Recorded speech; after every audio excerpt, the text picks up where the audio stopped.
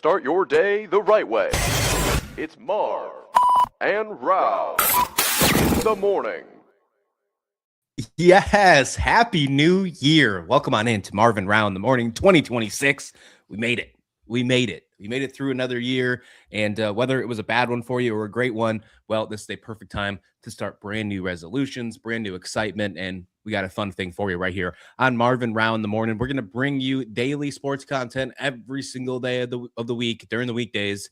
Maybe some fun stuff on the weekends, all that good stuff for 2026. This is going to be a huge year. So if you're brand new to the channel, hit subscribe, join the adventure. It's going to be a lot of fun. Nick, I'm sure that did you even stay up for the ball to drop? I didn't. I mean, I went to sleep like 9 o'clock, man. That's why I was about to ask, did you stay up or not? I was curious if I would even wake up or if this was some sort of Y2K situation. So happy to be here, happy to be talking sports with you. And we have a lot to talk about, that is for sure. Before we dive into that, you have any resolutions, anything you want to share with the class as far as what you're doing in 2026? Maybe eating more Lucky Charms or getting out on the town a little bit more? What are you thinking? No, completely none of that. No, not getting out of the town at all. I definitely don't want to. I'm as crazy as it might sound like in front of this camera, I'm pretty introverted these days. Like I do not like being out and about. Just I don't know what it is, but consistency is what I'm looking for. A little bit of discipline. I'd like to eat. I mean, like I'd love to like not have any fast food for 2026. Like that would be a really nice thing to do. But life gets in the way. So I guess I'm not going to ground myself on anything this day other than just being consistent. How about you? Fast food is really good, though. So, I mean, I can't blame you on there. I actually think my resolution is to watch more sports games all the way through. I have a real tendency to flip them on as they're getting good. There's something to be said about really getting to know teams, especially as we move towards March Madness. Some of these basketball games, man, it's like a 40-point blowout. Okay, maybe once it hits 40 points, I'll stop watching them. But watch some games all the way through instead of flipping to something else that's on. Maybe I got to get a bigger screen so I can dual monitor it. But, man, either way, 2026 is going to be a great year. If any of the last few games are an indicator of how it's going to go, because we have been on an absolute tear of unbelievable games. Yeah, I mean, the sicko energy is definitely probably the thing you need to add in 2026. And watching things all the way through, that's sicko energy for sure. And that was, look at that. I know what we did there on that one for sure. Got a whole bunch of people already chiming in here. 30 people watching live on Marv and Rauh in the morning. If you are brand new to the show, you can hop in. You can jump in these comments and you can be a part of the show right here on Marv and Rauh in the morning. Let's get started. We got a loaded slate for you this morning to bring in the new year in. Let's start right here. I think this is the perfect way to start. Miami takes down the defending national champs Ohio State on New Year's Eve, but I got a question for you. Was it as impressive of a performance as some think? Yes, they won the game 24-14, but did the Hurricanes get lucky for the second straight game in the college football playoffs? Let me explain. Let me explain. Before we get a little deeper, let me explain what I mean, okay? Brian Hartline wasn't calling the offensive plays for Ohio State, right? Ohio State's offense didn't look the same. Julian Sain, one of the biggest things they talked about, Heisman Trophy runner-up and got fourth place votes, was like heading into this game as potentially breaking the FBS record for completion percentage. Didn't look all that great. I mean, had a pick six. Keontae Scott for Miami took a pick six back. And then on the flip side, the way Miami got there is they played against Texas A&M in the first round. Colin Klein in the same exact boat, offensive coordinator for Texas A&M. A lot of people think his mind was focused on being the new head coach at Kansas State. So you have two head coaches in transition being offensive coordinators against Miami so far in the college football playoffs. Is that something we should really pay attention to? Or did it not matter anyways because Miami's a really good football team and people aren't giving them enough attention? Yeah, that's a really good insight there. That's a very solid point of view or stat, I guess, if you want to call it that and point that out. But boy, does Miami just look good. I mean, they just look dominant in this game. That pick six was kind of the difference maker, if you will, as we got down to those final minutes. Obviously, the no Moss situation, gave Miami the extra touchdown at the end of this game. It was more of a field goal towards the end, and obviously the pick six then would put that's a huge number of points when it's really only three that's separating the two. So, but Miami, they just looked really good, man. I don't know if I'd say lucky. I would say lucky maybe in the sense that they got in. but they can only play who's in front of them, and they have handled those two teams. Now, have they blown them out of the water? No, but they've done what they've needed to do. They've taken care of the business in front of them, and I think that they are going to be a force moving forward. I think the bigger question is Ohio State lucky that they got in? I mean, when you look at Ohio, it got into the playoffs is actually what I'm saying here. When you look at their schedule, like they put up 14 against Texas, and then they beat Grambling, Ohio, Washington, Minnesota. They did beat Illinois, Wisconsin. Okay. Penn State was in shambles at that point. Purdue, UCLA, Rutgers. They beat Michigan. Okay. I'll give them that. And then they lost to Indiana and they lost to Miami. These massive conferences are allowing teams to play a bunch of cupcakes and make their way into the playoff. That's the rest of my take there. I'll let you run with that, or you can just let that float off into space. But I think it's worth at least me mentioning that I don't like, and I am in the boat that I thought Ohio State was going to be good all year. Like I thought it was going to be like, defending champs, give them the benefit of the doubt until they prove us wrong. Well, they didn't have an opportunity to prove us wrong because they didn't play anybody. I'm sorry. Grambling's just not going to beat the defending champs 18 times out of 20. Like they're just not going to. So that's my only gripe with this. And that's more of a gripe with college football as a whole. Yeah, when you think about the narratives to Ohio State, we didn't really talk about them being contested or being tested all year because they were the national champs. So we're just like, oh yeah, well they're going to be good all year. That's just a thing. They're Ohio State. But if you remember that first game against Texas, the narrative wasn't about if Ohio State was good. It was how bad Arch Manning looked. It wasn't about Ohio State. Imagine if Arch Manning, which on Texas side looked pretty good in the Cheez-It Bowl against Michigan to finish off the season, if they had that Arch Manning to start the season, Ohio State probably doesn't win that game. And then you have a completely different conversation about who the Buckeyes are heading into the college football playoffs. Obviously, the loss against Indiana, you can take that for what you will.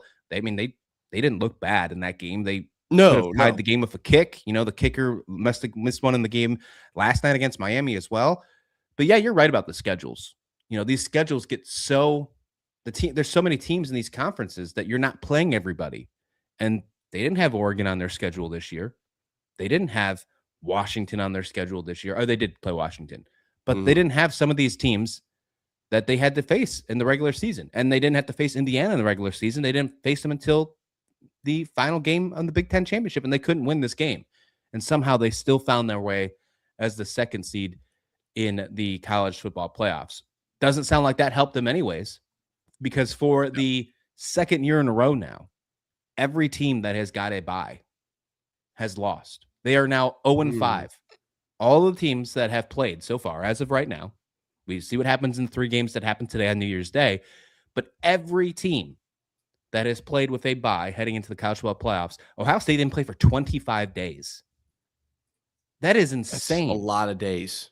If I am a college football team, why would you want this?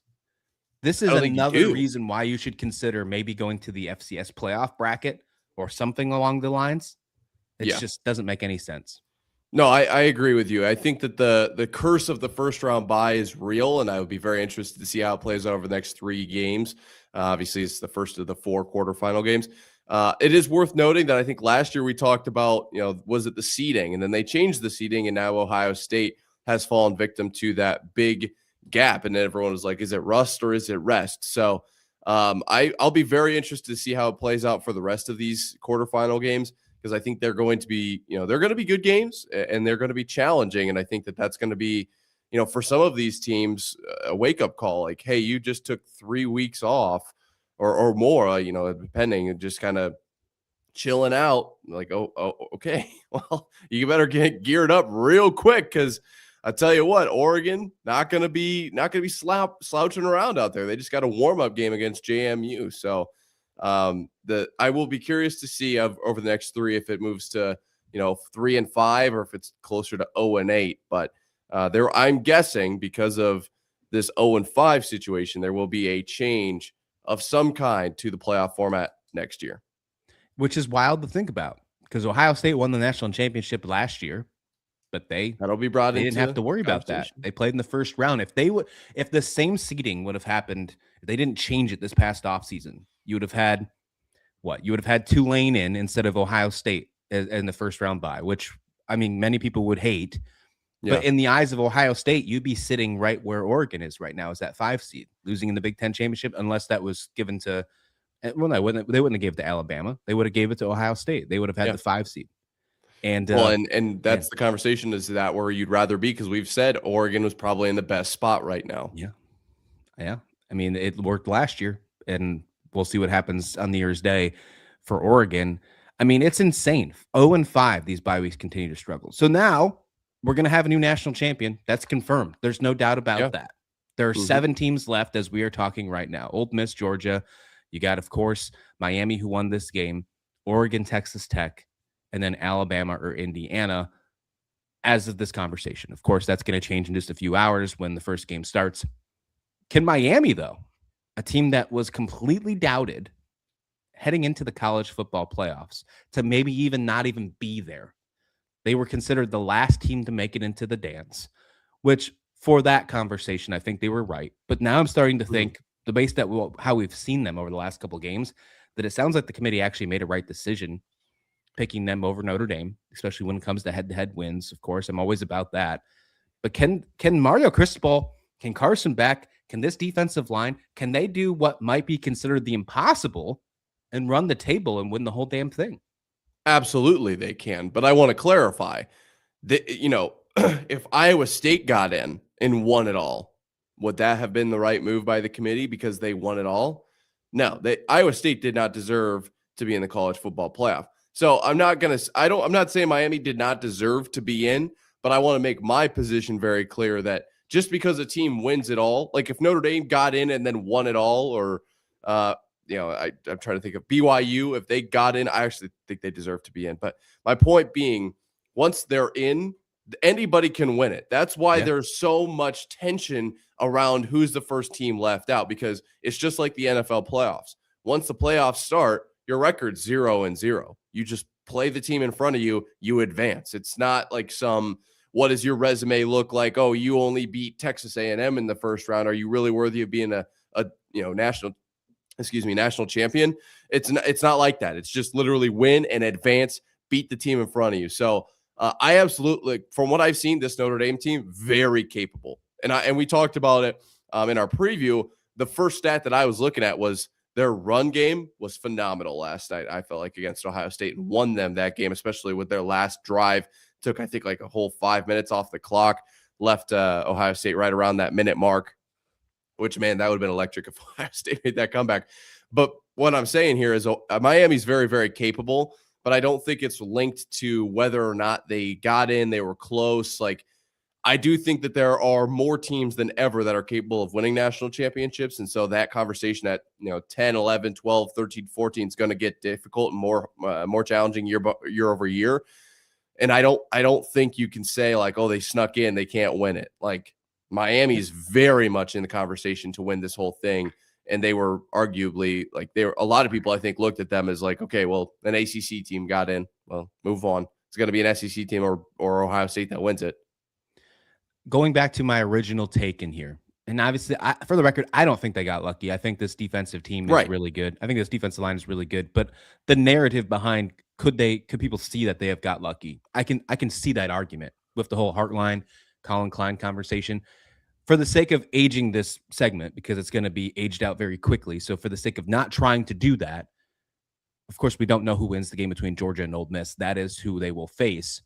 One, it'd be really fun to watch Carson Beck play Georgia in the semifinals. That would be a really fun thing to do. But on the flip side, if it's Ole Miss Miami, that's right back in that same conversation of could they get lucky? Maybe it's not the offensive coordinator for conversation, but it's no Lane Kiffin. So they would go through a coaching staff that has been beat up for 3 games in a row if that was the case. Sometimes that's just what it takes. Sometimes you get that lucky and you don't have a head coach and an OC and an OC or whatever it is.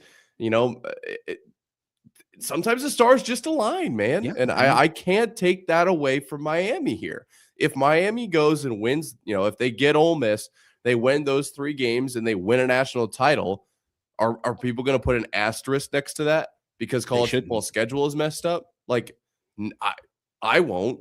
They won the games in front of them. Tell those coaches to worry about the team that's in the quarterfinals, that's in the semifinals. Like, I agree. The schedule's messed up. It 100% is. It needs to be changed. But right now it's not. And those coaches have a duty, I guess, if you will, to their team. And if they're not going to do it, that's not Miami's problem. Like, that's like blaming Miami for their opposing quarterback throwing 10 interceptions. That's not their fault. Yeah, you're not wrong. On the flip side, Ryan Day, obviously not going to win a national championship. He won one last year. Don't get him wrong. I mean, he got his Michigan win, but he didn't get the national championship. So, like, obviously, what do you take here, right? I would love to know how Ohio State fans are feeling right now. Because I had a video go out this summer about, like, would you rather beat your rival or win a natty? And actually, a lot of Ohio State fans are like, I'd rather win the natty. But you still beat Michigan this year. So, I mean, is that still a successful year? I don't know. Yeah. I mean, you had your quarterback in the Heisman Trophy race. You beat Michigan. You don't win the national championship game, though. You don't even get the chance to participate in it with a team that might be considered more talented than what you had last. Will Howard wasn't in the Heisman Trophy conversation last year, right? Like, this team is, I think you could make the case that Ohio State's more talented this year than they were last year. The stars just aligned, as you mentioned, for Ohio State this last year. I mean, if you look at Ohio State, if you dig deep, you want to get a little sicko mode real quick, because I think that's the perfect time to do so. If you look at this Ohio State roster, it is loaded with kids from South Florida who did not believe in the path, the future of what Mario Cristobal was building. And could you blame them? Miami's been down and out for quite some time. And if you have an offer to go play for Ohio State, especially as they just coming off the national championship, you're probably going to do that. Jeremiah Smith, perfect example. Jeremiah Smith said in the press conference at the beginning of the game, he said he would have considered Miami if they were in a better direction.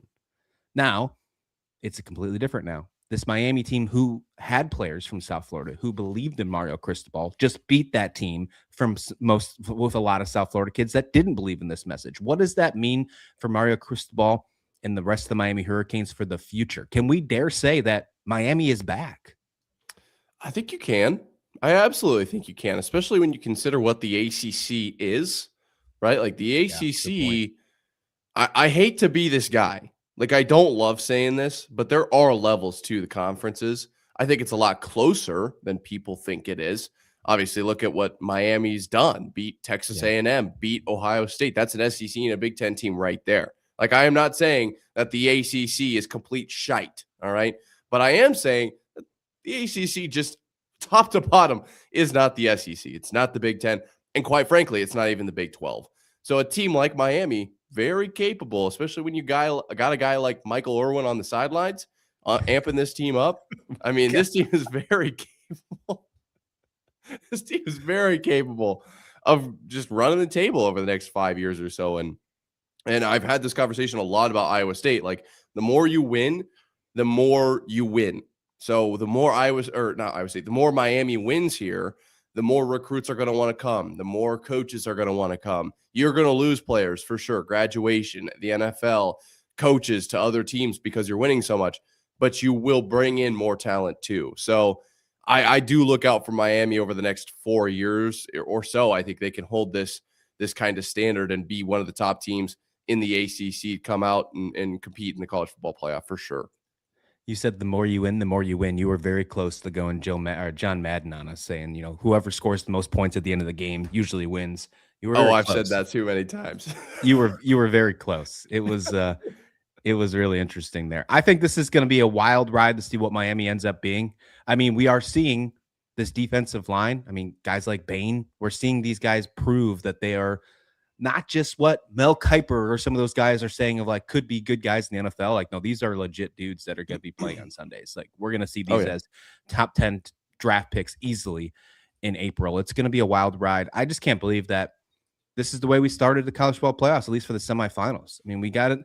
I mean, I guess I'm not surprised. It's the second year in a row that we got these kind of upsets. I wonder how many we're going to get on New Year's Day with the final 3 games in there. I guess we were wrong about Miami. You want to know what else we were wrong about?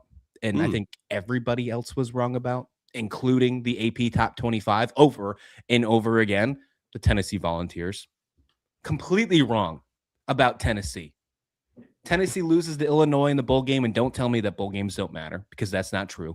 Illinois was seen as a good team this year. They fell off. They got back on board, whatever the case may be. They win 30-28 against Tennessee. But if you go back and look at Tennessee, you want to talk about schedules. You want to talk about records. Look at Tennessee's schedule this year. Tennessee did not be a single FBS opponent with a winning record in 2025. Yet somehow they found themselves ranked over and over again. I'll tell you why. Somehow they found themselves ranked in the top 25, even though they did not have any type of signature win all season long. The teams they beat this year had a total of 8 Power 4 victories. Just to put that in the comparison, I saw this on social media. It's not the best comparison, but just putting it in the comparison, Minnesota beat teams with 11 Power 4 victories. Minnesota should be nowhere in the conversation of being in the AP top 25, yet they had a better resume than Tennessee. What is going on? Is this SEC bias? What is this?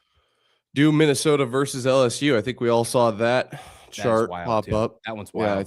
I think we all saw that. If not, I'm sure I retweeted it. Twitter's probably in our show notes. I can find it while we're speaking. Yeah. Yeah. The thing, I'll tell you why Tennessee was ranked, because other SEC teams are playing Tennessee. And if other teams are playing Tennessee and they beat them, which obviously Tennessee 8-5, that's a top 25 win for another team in the SEC. It's all about optics, man. Everyone thinks it's all about like, oh, who are they ranking in the top 10? Oh, I can't believe they are snubbed out of the top 10. Well, maybe we take a look at the 15 through 25, where everyone's kind of like, oh, I don't really care what the 15 through 25 are. But when part of the argument is, well, how many top 25 wins do they have? Well, was Kansas State a top 25 team this year? Because Iowa State beat them. Yeah, at the beginning of the year, Iowa State started the year with a top 25 win. I hate to be that guy. Kansas State was not a top 25 team this year. They were not. Tennessee was not a top 25 team this year. But a lot of teams racked up a top 25 win when they, I guess 5, when they beat Tennessee. So that's the reason that they were ranked. And to your point, I don't want to make this a whole negative segment. I wanted to highlight Luke Altmaier running over that ref. You can't tell me bowl games don't matter, man. That was insane. That was so cool. So good. Yeah. If you just look, don't be a box score warrior for this game. If you have a chance to go and rewatch the highlights or something for the Music City Bowl in Nashville, by the way, where you'd think Tennessee would do fine, but instead Tennessee has more losses in Nashville than Vanderbilt does this year. Like, that's another crazy thing, right? And I'm not trying to bash on Tennessee either. Like, I like Tennessee folks. I like Tennessee fans. I've had good conversations with them on social media overall. They're diehards too. Oh, they're diehards. But I think you have to address this elephant in the room. Like, this team is not the way it's supposed to be. And Tennessee's had some rough goes. Like, the last couple of years, they've been back, the Milton days, the Hendon Hooker days, they've been back. Hooker days were fun, yeah. But before that, it was bad. Like that, and I think you're heading in that direction. You're heading the wrong way. You're heading with Joey Aguilar. Obviously, that wasn't the right decision. Of course, the Nico drama that happened this past offseason wasn't great timing. You have to Tennessee has to figure out their quarterback this offseason. It can't be Joey Aguilar. Absolutely. It can't be whoever's on the roster. They have to make a huge splash in the portal. Because you have one of the best offensive-minded coaches in college football. Do you remember just a few years ago that epic win against Alabama? Nick Saban's Alabama? Yeah, actually, I do. I remember where I was, what my room looked like watching that game. It was electric. This is not that same Tennessee. This is not. But it can be with just a few perfect pieces with the transfer portal opening tomorrow. Well, and to look, on the bright side, like they were really close to beating Georgia, 44-41. I remember that game. That was a barn burner, right? It kind of came down to who had the ball last type of game. Obviously, just it's tough. It is really, really tough. And sometimes the ball doesn't bounce your way, but Tennessee needs to make a change. I agree with you. I think if they want to be the team that I think they can be, I think they're very capable of being one of the top teams in the SEC. They do need to make a splash at quarterback. I agree. This is a team that was in the college football playoffs last year. They lost to Ohio State. I mean, they got the brakes blown off them against Ohio State, 42-17. Well, they wear shirts. Yeah, okay. But I mean, it was not good. But they were still there. And if you look at their schedule last year, they had good signature wins last year. This year, they didn't have any of them. And as much as you want to say about the barn burner in Georgia in overtime, you're right. That was a great game. but every single opportunity they had, they couldn't capitalize. And if you are going to be a college football caliber type team like Tennessee should be, like the fans of Tennessee, which if you've ever been to one of those games or see the checkered board fan or just like see it, it's insane.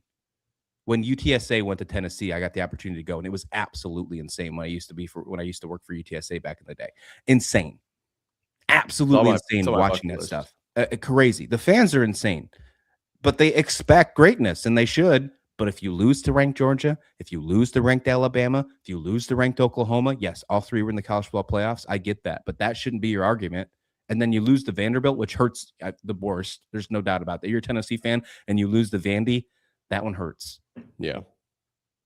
And then you also lose your bowl game against a Big Ten team in Illinois, should not be seen on your same level. If you're a Tennessee diehard, you're not thinking that Illinois is on the same level as you, and you get those type of losses. Yeah, you got to figure it out. Well, and I guess I'm not too dialed into Tennessee Twitter, so this is just me asking a question. Is there any call for a change of head coach? Like, I feel like there shouldn't be. I do not think there should be. Yeah, I think it comes down to I would go to the quarterback probably first. But is there a call for a head coach change in Tennessee? There shouldn't be. If there is, then I think it should be a minority. I'm sure there's a message board somewhere saying it's time to make a change. But no, again, you're 1 year removed from making the college football playoffs. This is just one bad year and can be easily fixed with a rebuild in the portal. And it's not even a rebuild. It's more of just a reboot, a recharge. Tennessee has a good core. They just have to find a way to get the right pieces in there. And it starts with quarterback. Absolutely starts with quarterback there. Yeah, I just want to clarify. I don't think Josh Heupel should be fired at all. I just was curious because I know Tennessee fans are so fanatic, I guess maybe is a word you could use. They are very, very passionate about their team. I was curious if that was a vibe out there because I would disagree with them on that front, but I wouldn't disagree with them on the fact that like this team does probably need to perform a little better. I think that it's one of those teams that's expected to be very good, especially in the SEC. And if the team played as well as the stadium was cool, or as much as the kind of traditions around Tennessee were awesome, they'd be a top 5 team every year. I mean, it's absolutely on my bucket list to go to a Tennessee game to see the checkerboard, and I've seen some of the edits and like the cinematic shots of those games. Like they are like in a different category, and so I think that all of that too kind of builds up into like, well, we have all of this around the game. Like, why isn't the team on that level? I think there's something to be said there too. So, I'm excited for Tennessee to be in the conversation again next year. They'll probably bring in a good quarterback and make some moves in the portal, and everyone's going to be excited. We'll see how it actually pans out. But yeah, I do think that something needs to change probably at the quarterback position. Yeah, not the head coach. You don't need to remove the head coach from this conversation. It's the right choice. It's just building up pieces in the portal, especially at the quarterback position. But do you want to know what needs to change in the coaching things, in the coaching worlds? I think you need to have a true conversation about the future of Lincoln Riley at USC. Oh. I think that there is a huge conversation that needs to be had about what is going on with USC. The more and more I think about Notre Dame's schedule, of course, Notre Dame coming into the conversation, Notre Dame no longer going to be playing USC. That's another thing as well.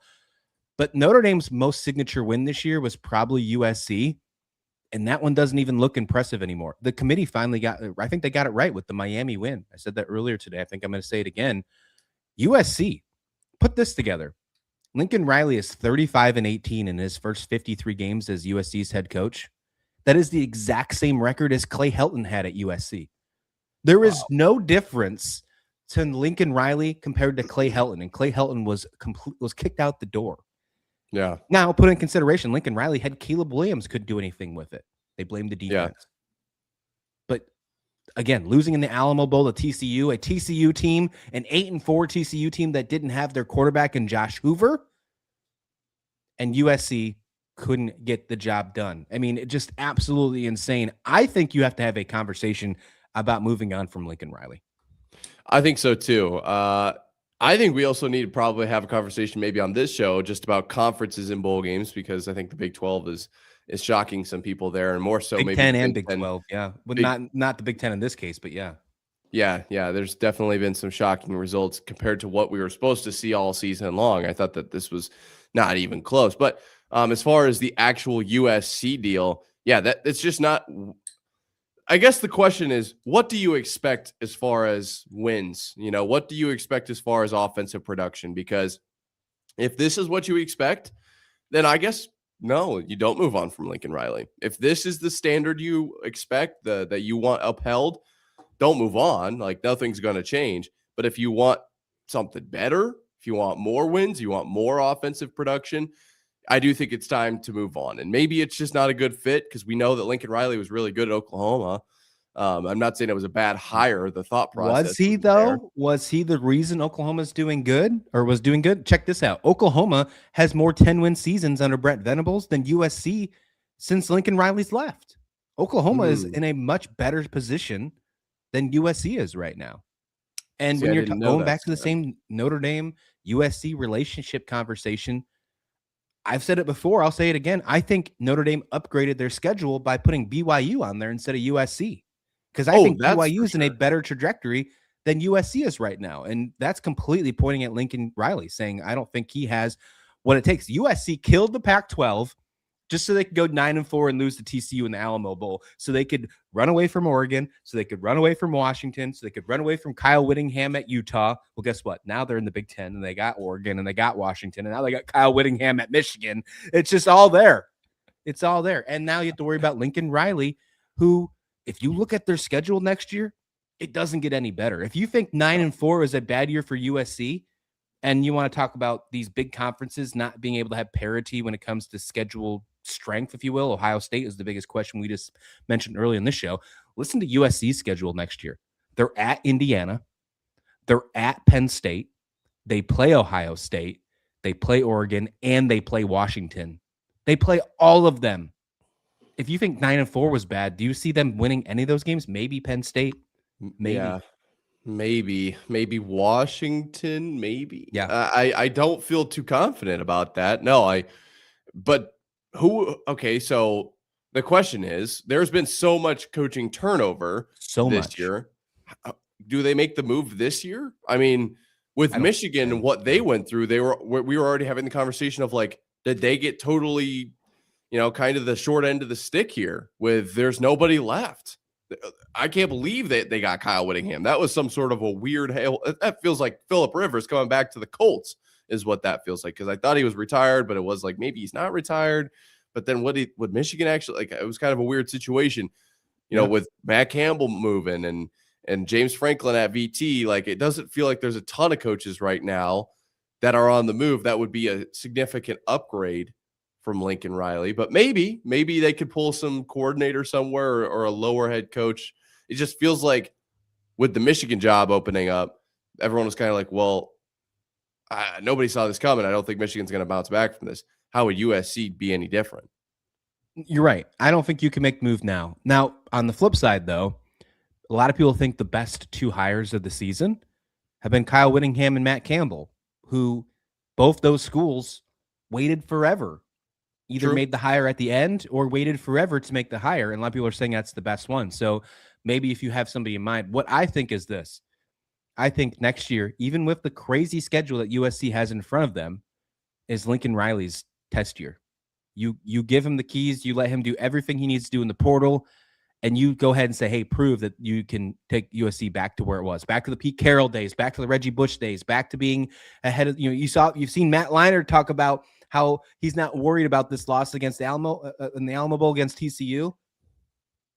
When he was the quarterback, they obviously won national championships. They got to bring it back to that conversation. If they can't do that next year, at least put them in consideration for making the college football playoffs, even with this crazy schedule, then I think you move on. And you go right off the bat and you make Kalani Sitake tell you no.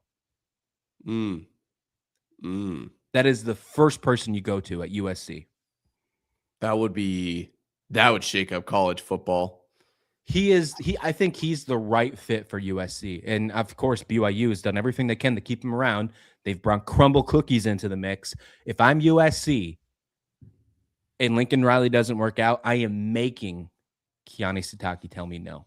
Kalani So Sitake. how many losses then? 2 losses early, and they're not necessarily moving on, but pulling a Jamie Pollard, got someone in their back pocket. You got to do something. Yeah, I mean, of course, this is rough. I mean, you can't. I think you can't go 9-3. I think you have to go 10-2 next year, and that's a wild ask.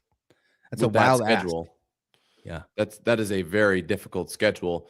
I will give them credit here, though. There was a lot of talk about like Penn State, and one bad year from Franklin, and he's out of the door. I can't believe Matt Campbell took that job. I still feel that way a little bit. But if you're anyone looking to take the USC job, they really have given quite the leash to Lincoln Riley. I mean, this is 2021, 4 years, and not a whole lot has happened, to be completely honest. They really have not made a ton of noise. And as much as I hate to be that guy, unfortunately, Curt Cignetti has changed what new coaching hires can look like in college football.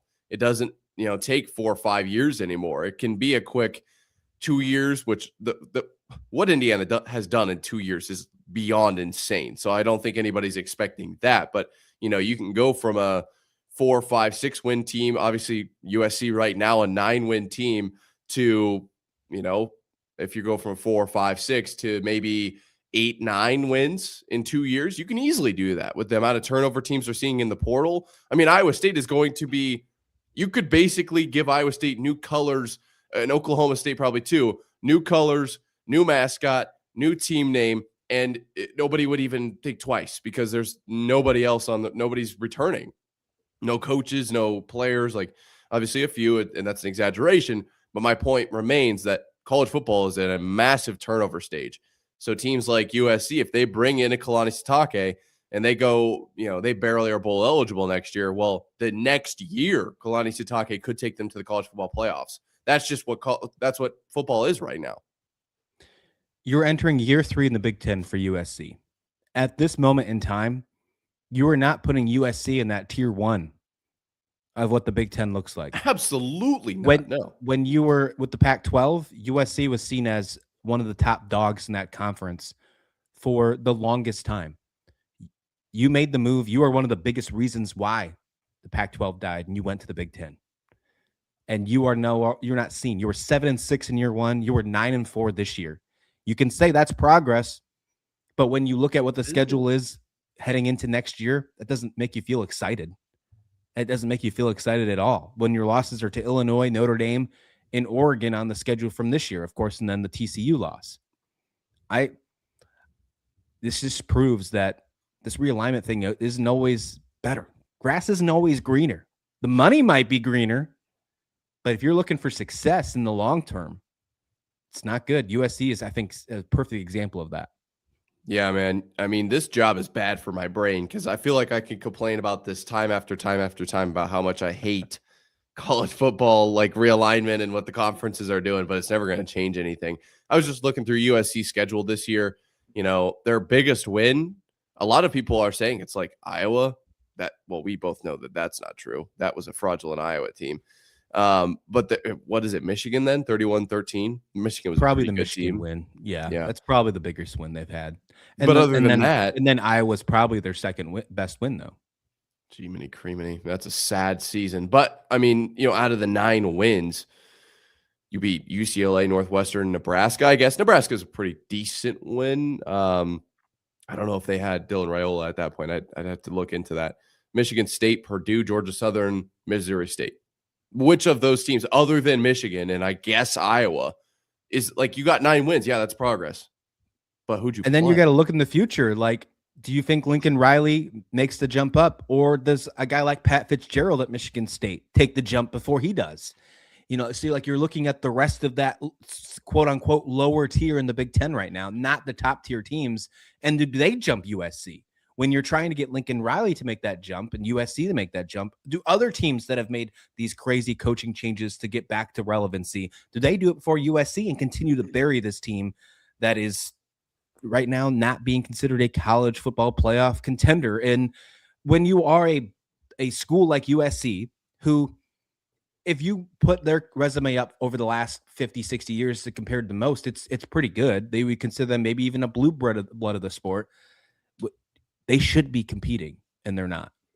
No. And I would say that, yeah, there's a very real chance that they get surpassed and they kind of move into that bottom tier of what the Big Ten is. That's how I've viewed them. And when looking at their schedule, like, yeah, you see the 9 wins and you're like, ooh, they had a pretty good year. Like, obviously, if Iowa State had 9 wins, it'd be a different year. No, they didn't play anybody. Like, if you beat Georgia Southern 9 times, you got 9 wins, but I'm not impressed. If you're cutting the Big Ten in half, USC is closer to that second half than they are the first half. That's at this moment in time. Absolutely. And if you are hoping that Lincoln Riley can fix that, I just don't know if he can.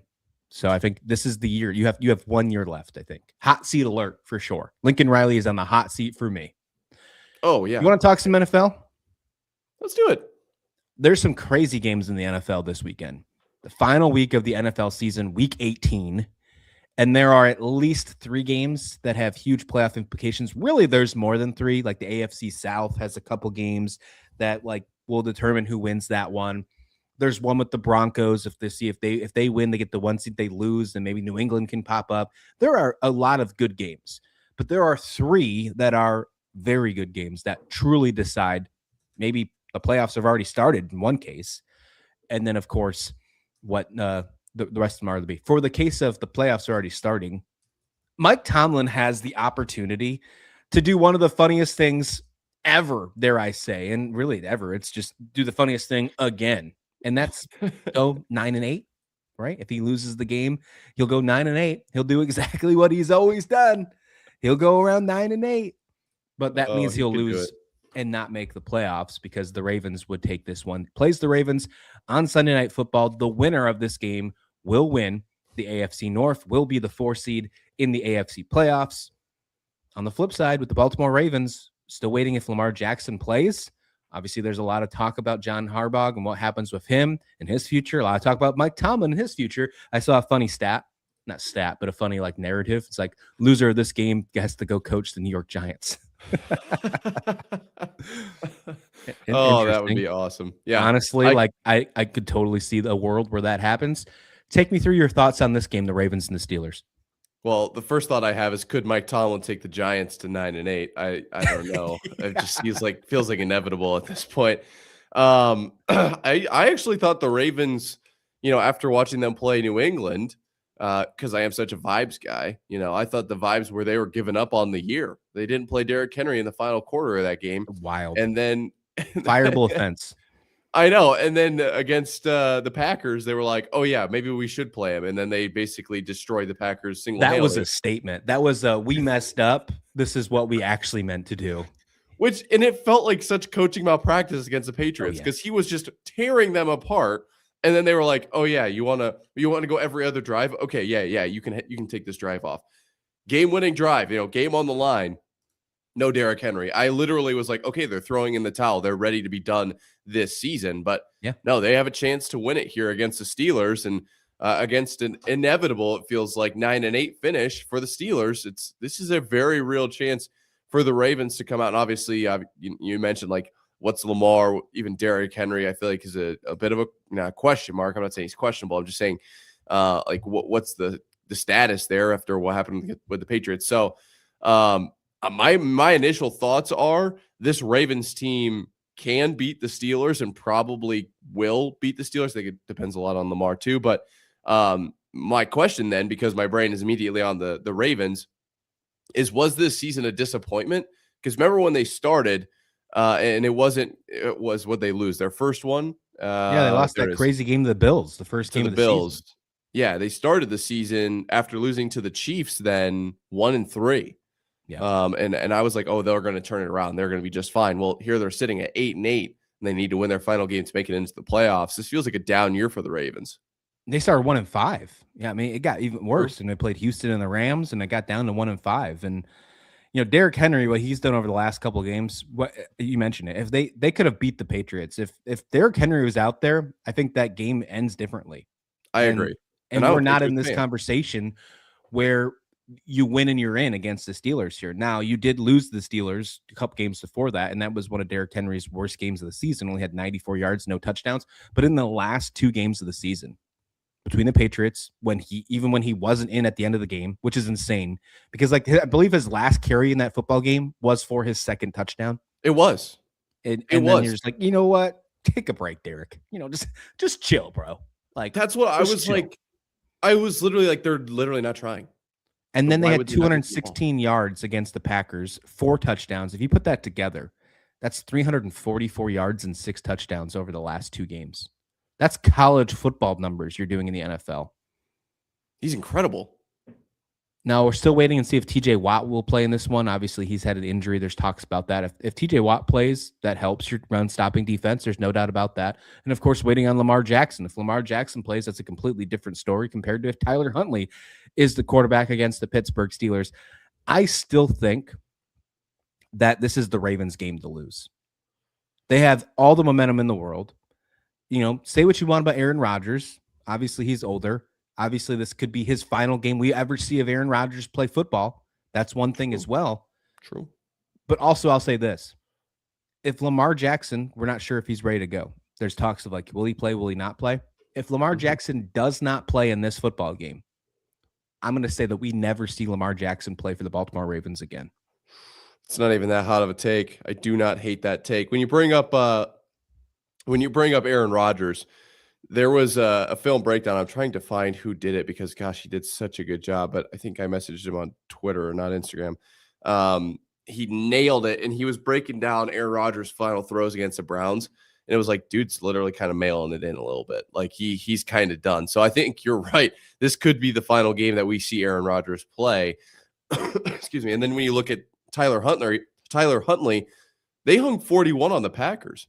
No Micah Parsons, of course, but that's a pretty good Packers team. And they still, and 41 points in the NFL, just regardless, is pretty impressive. So I am leaning Ravens in this one, but for kind of weird reasons, right? Like, who would have expected that because of Tyler Huntley and Aaron Rodgers, a quarterback duo? Like that's the reason that we're going with the Ravens, or because of Derrick Henry? What's that look like? And yeah, I like the Ravens in this one, but the Lamar take is a very interesting one. I'd love to hear you lay that one out a little bit more. Where do you think that he could go? I mean, anywhere. I mean, anybody would take Lamar Jackson. Right, I think there's so many different pieces. You would think that. You would. You're right. And who knows? I mean, obviously his longevity is changing. Maybe the Jets don't decide to want to take Lamar Jackson because the Justin Fields experience didn't work out for them. I don't know. But I think that there's a lot of places that Lamar Jackson would want to go to. For definitely good possibilities for that. But I will say that, man, I don't know. I don't know where he would go, but I will tell you this. Dolphins. If he, that's perfect sense. Yes, he would go to the Dolphins. Yes, he would. That makes good sense. But if he doesn't play in this game and they lose, he's done. He won't be in Baltimore Raven again. If they win, different story. He could be in the playoffs. Because look at all the things that are going in the right direction for the Ravens, with the exception of the possibility of Lamar Jackson not playing. Derrick Henry is on a complete tear. You're seeing Zay Flowers finally take a next step forward in the right direction. The offensive lines looks great. The defense has been solid. That defense looks really good over the past couple of weeks. And then on the flip side, you're still waiting on the status of TJ Watt. Aaron Rodgers, you mentioned mailing it in. He's kind of got the Phillip Rivers effect where he's getting older. He's getting washed. Unfortunately, that's just the way it is when it comes to older quarterbacks. And he's not going to have his number one target. We didn't even bring this up. DK Metcalf suspended for this game. He's not playing.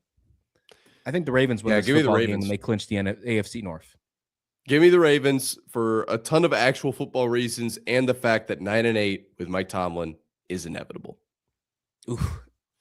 And then 9-8 in the Giants, right? Dude, I think he could do it. It's the football gods just make it happen. I don't know why that happens every year, but it's fun to watch. How is it going to unfold? Are they going to win 9 in a row and then lose 8, or are they going to kind of inch their way towards it? It's different every 9-8, and the Giants would still be probably good enough for like second in the NFC East these days. Insane. I mean, true. And it'd probably be better than the Cowboys. I think you could probably run out a good 20-year career at 9-8 for the Giants after what they've been through the last 10, 20 years. Mike Tomlin, I think, is a Hall of Famer, but like imagine his plaque of like over and over again, like 500 records. It's so good. It's so awesome, man. I love it. I love it. A lot of people do not. I think it's awesome. It's a funny bit. It's a very funny bit. There's no doubt about that. It's so good. This is the final game we're getting for Sunday Night Football, but we have some great games as well on Saturday night. Okay. The Seahawks and the Rams battling for the number 1 spot. I mean, I think this is a huge, huge game. There are so many reasons to watch this football game. The Niners, not Seahawks, Rams. Did I say Rams? Seahawks and Niners. Seahawks and Niners are the game. Versus 49ers. Yeah. Battle for the NFC. Battle of the year.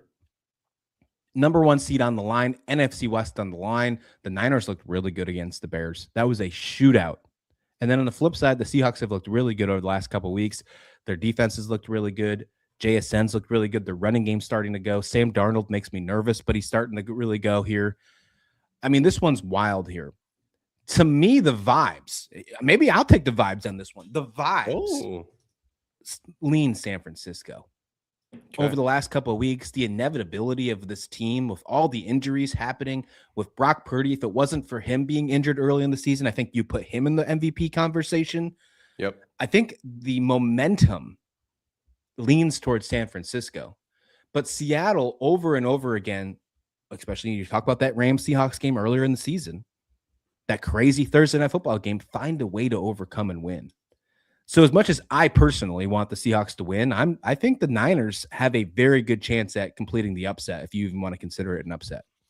You bring up a really good point there with Purdy, because Jones played 11 games this year, 69.6% completion percentage and 2,100 yards. Brock Purdy on 8 games, 69.3% completion percentage. So they're not necessarily anything crazy, but 2,000 yards. So only about 100 yards short of what Mac Jones did in 3. He's in the MVP games. Conversation if he plays all season.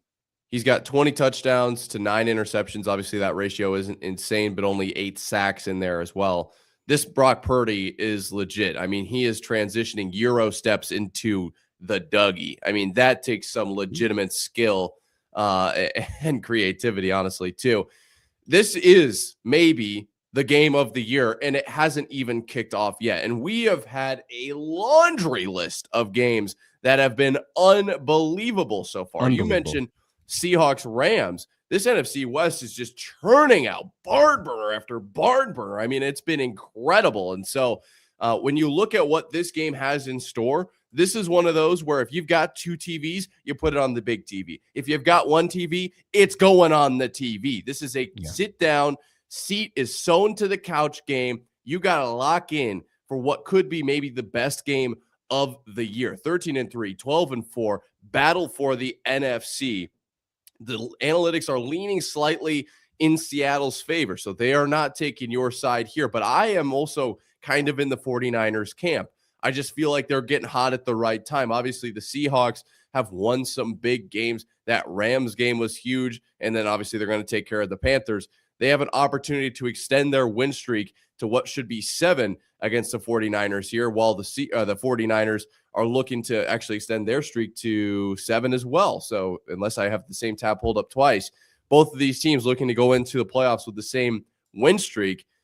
Man, even outside of who's going to win this game, how are they going to do it, what's going to go down, get ready. I mean, if you don't have a popcorn machine, you still have time. Right? Run to the store and buy one because you're going to need it for this one. I love that this is how the season begins and ends for this NFC West. It began with this game. The Niners won 17-13, but this was a game right down to the wire. Brock Purdy actually threw 2 interceptions in that game, and the Seahawks looked good for the majority of it. Sam Darnold didn't need numbers to keep himself in consideration for that one. That has kind of been the narrative for Sam Darnold this year for the Seahawks, is he hasn't always had to throw 300 yards to keep his team in the mix because the rest of his team has stepped up, whether it's Jackson Smith-Njigba doing insane things with the amount of target share he does, or the running game steps up, or the defense gets a couple interceptions and turnovers. In this game, they were a very well-rounded team. At the very end of the game, Darnold was driving. I mean, they were, I think, just outside the red zone, and a fumble occurred. And it was like a fumble where like he hit his offensive line or something, and then like the fumble. It was like one of those freak kind of things. And it's like, okay, week one kind of like, things. And week one of Sam Darnold on his brand new team. Okay, moving on. Now we have a 49ers team that has looked really good. What they just did against the Bears. And then you have the Seahawks, who are, dare I say, battle tested. I think both these teams are very battle tested. This is both of these games. This is each of these teams, no matter who wins this one, no matter who becomes the 1 seed or who becomes the 5, if you will. I think there's a potential that there could be a 6 seed in there somewhere. If the Rams come in, how they play their game. Either way, whoever wins and loses this game does not change the way I think about either of these as potential Super Bowl contenders. These are both Super Bowl contending teams. What Seattle and Sam Darnold have done this year is incredible. I saw a stat. It was like a handful of quarterbacks, maybe 4 or 5, that had won 13 games in a row in back-to-back seasons. I'm not even going to attempt to name what the other ones were, other than I remember Tom Brady was on that list, obviously. But Darnold did it on 2 different teams. I don't think any of the other quarterbacks did it on 2 different teams. And the reason I say that is it is so hard for the human brain to comprehend, to wrap itself around the concept that Seattle is 13-3 going into this game at first in the NFC West with a chance to take first in the NFC if they take down the 49ers with a first-year quarterback. Sam Darnold he's brand new. He hasn't even hit his first birthday with this team. I mean, it's incredible what they're doing out there in Seattle, and it just puts that much more on the line. I am super excited to watch this game. I am going to lean in the 49ers direction. It just feels like, as much as I just kind of gave as many kudos as I could to the first year stuff that Seattle's doing, I'm going to lean in the direction of experience, because it feels like the 49ers are always right there unless, an injury happens or some. Really, that's kind of been their downfall over the last few years. So it says here at Schefter's reporting, 49ers will be cautious of who plays in week 18. Maybe keep that in mind. But outside of that, it feels like the 49ers are on a little bit more of a hot streak. And I guess that's just because of their big game against the Bears last week. And that's what's in the back of our mind, or I guess front of mind. But regardless, like I've said probably 3 times now, I don't care who wins. This is going to be a good game. I'm going to turn this one on. I don't disagree with anything you just said at all right here, but this is my take. Sam Darnold, as you mentioned, 13 wins 2 years in a row with different teams. They have a chance to win their 14th win. It'll be a franchise record for the Seahawks, a franchise record for a team like the Seahawks who have won Super Bowls in the past, right? Sam Darnold has a chance to do that in year 1. If you look back at what he's done over this past couple of years, over the past couple seasons, he had a chance to clinch the number 1 seed last year in the final game of the season, lost the Lions, then lost in the playoffs the week later. Everybody talked about how he left money on the table because of the way he ended his season last year. One of the biggest questions was how he's going to handle the Los Angeles Rams, right? The Rams were the biggest pain in his side all season long. He got over that hump on that Thursday night football game. He did it.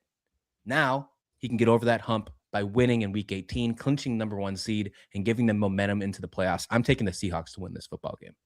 I don't hate that take. I do not hate that take. I will say more is on the line here for San Francisco. From my count, if Seattle wins and the Rams win, San Francisco falls to 6 per this ESPN playoff machine that you love to use. And if Seattle loses and the Rams win, they'll still be the 5. So technically speaking, there is more on the line, but 5 and 6, I mean, is there a huge difference there? It just becomes a matchup game at that point. And at some point you kind of have to, I don't think teams are playing for matchups as much as they are for the 1 seed, right? Like obviously the 1 seed is what both teams are going to care about in this one. Well, these 2 teams are playing for not only the NFC South victory and being the 4 seed in the NFC, but maybe the victor of the worst division in football. I mean, the NFC South is laughable. Come on, it's laughable. It is absolutely insane. I love what Bryce Young has done over the past couple of years. I love the resurgence of Baker Mayfield. But what are we doing? And for the record, I'm not an advocate for changing it. If you win your division, you deserve it. Oh, 100%. It seems like it's over and over again. This is like the team. This is the division that always has the worst record. that makes the playoffs. That is so incredibly accurate, actually. If anyone has, seen me from the Marv on Air channel, that was what I hung my hat on that channel, was the NFC South is incredibly terrible. That was 3 years ago, and nothing has changed since.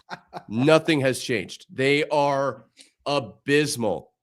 For reference here, if in the Carolina versus Tampa game, if Tampa wins, if the Buccaneers pull out this game against the Carolina Panthers, there will be an 8-9 team as the 4 seed in the NFC. Regardless of who wins in the Saints-Falcons game. If the Falcons win and the Bucs win, then Carolina sneaks in, even though they lost as an 8-9 team. And if the Saints beat the Falcons, then okay, Tampa Bay gets in. It's a win in it, not entirely winning in, but you win, you get in. They're still 8-9. Regardless, obviously, if Carolina wins, awesome. We have a winning record in the playoffs. Shocker. Who would have thought that could happen in the NFL? They'll be 9-8, and they'll represent the NFC South. But if they lose, there will inevitably be a losing record team in the playoffs, and they'll get to have a home game.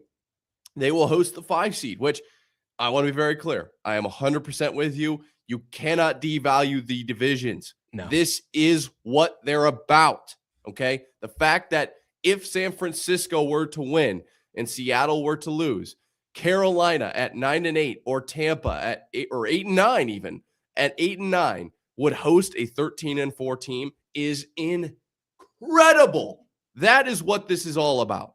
You can't change that. Don't change that. But the NFC South sucks. You can't change it. You can't change it, but it is wild to think about. And it seems like it's always this division. I thought with the addition of the 17th game that you would never again have a losing record. Like there was moments back in, years ago. I remember there was a time where it was like Sam Bradford against the Saints, the Rams and Saints battling for a spot in the playoffs. And the winner was like 7-9 and they made it in. With the addition of this extra game, I thought we'd never see this again. Now we have the potential of seeing it again if the right pieces fall into place. I'm going to say that it doesn't happen because I'm leaning the Panthers to win this game outright on Saturday, not leave it up to chance, go to 9-7, or what would they be? 9-8, right? They'd be 9-8 and win the football game, move on. I think Bryce Young, although he didn't have a great week last week, we talked about Bryce Young a couple weeks ago about how he is really coming out and showing up and with his game-winning drives, starting to be clutch. He won 23-20 in that first game. He threw 2 touchdowns. He finally got that win over the Bucs, something that they've been searching for quite some time. I think that they do it again, and I think they take care of business. Now, this is in Tampa, and there is a lot of questions and marks about what Tampa's going to be. Tampa's kind of had like the biggest downfall you think about because they started the season strong. They started the season really strong. They started 5-1 with wins against the Texans, with wins against the Seahawks and 49ers. And now you're talking about them missing the playoffs completely because they've lost against the Saints, Falcons, and Panthers and Dolphins to end your season.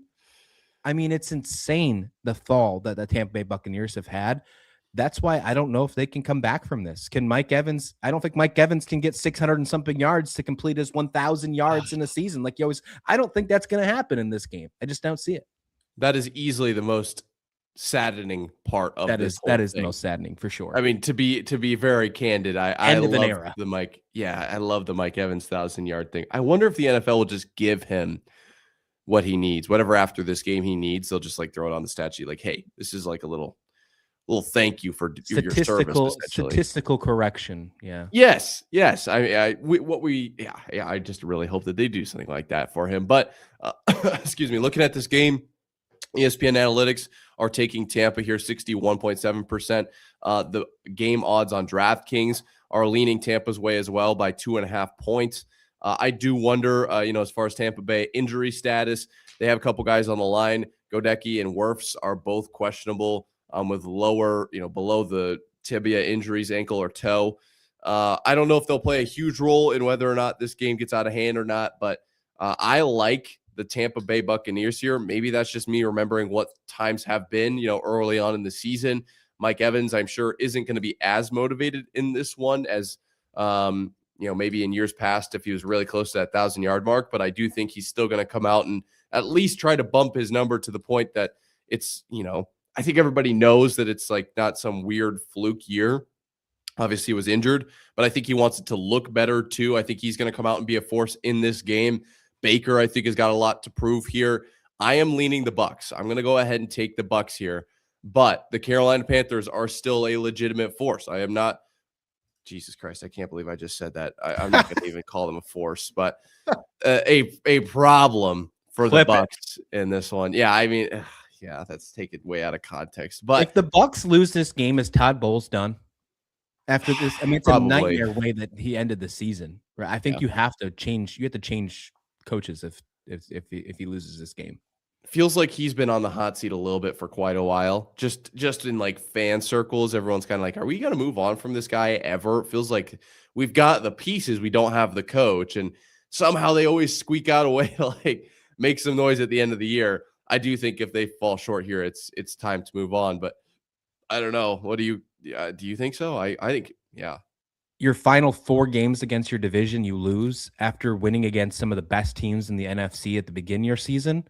Yeah. And injuries come into play. Don't get me wrong, but there was moments where he was calling out his players at press conferences. Like it sounded like enough was enough. Players were mad leaving. I don't think there's good locker room chemistry, and that's important. Vibes are important. Your vibes guy, vibes are important. This is important. Momentum's important, and I don't think they have any of that. I don't. That's why it's like, okay, there's a lot. They have a lot more to play for than the Panthers, because the Panthers are overachieving. As crazy as it sounds, the Panthers are overachieving right now. They're not. They shouldn't be in the mix for the NFC South Championship right now. They should be maybe where the Falcons are. They're building, right? They're in the right path. Don't get me wrong. They're all going to be even better. This seems like it's going to be the Panthers' division to lose over the next couple of years. Wild. If Tampa doesn't figure things out and they don't win this football game, they have to make that coaching change, because their core, their nucleus is not as young as the Saints, not as young as the Falcons if you remove Kirk Cousins, and not as young as the Panthers. They are on the wrong side of this if they don't get this right. So, I think Todd Bowles is done if they lose this football game. I agree. And all the more reason to pick the Bucs if you're me. But there's also something to be said about he's on the chopping block for a reason. So wouldn't hate you if you picked Carolina here. I'm going to go with the Panthers. I think the Panthers win this football game. But again, wouldn't be shocked. And I don't know if either of these teams have what it takes to upset a team in the NFC playoffs, at least the way that they look right now. If you would have had this conversation with me after Tampa beat the Seahawks, Tampa beat the Niners early in the year, maybe, but they're just not the same Bucs team. They're just not the same team that they were long season a couple months ago, which is wild to think about, which is insane to think about. But maybe, how about this? What if Tampa wins and then they make a deep run and Mike Evans gets the 1,000 yards with the playoff games? Postseason. We can count that, right? That's what I'm going to be rooting for. That is absolutely what I'm going to be rooting for. But I had a thought in there. In there. One final thought for today's show. You talked about, what Tampa Bay was at the beginning of the year and who they are now. Well, it wasn't that long ago. It is a long season, but it wasn't that long ago. Think of the amount of change you can make in this 2026 year. It's the first of the year. You've got so much ability. You could be what the Bucs are right now and reverse the script, become what they were at the beginning of this season in just, a couple months. Imagine what you could do with a year. Let's make 2026 the best year of all time. We didn't even put this in perspective. We're not getting a team with a losing record going into the NFC South playoffs. Whoever wins this game will be 1-0 in 2026. So you're exactly right. There it is. Gosh, I should have thought of that. Let's get on out of here. Thank you so much for watching. We'll be back here with another episode tomorrow, Monday through Friday, always bringing you the top sports coverage as we always do. We'll see you back here tomorrow right here on Marv and Rauh in the morning.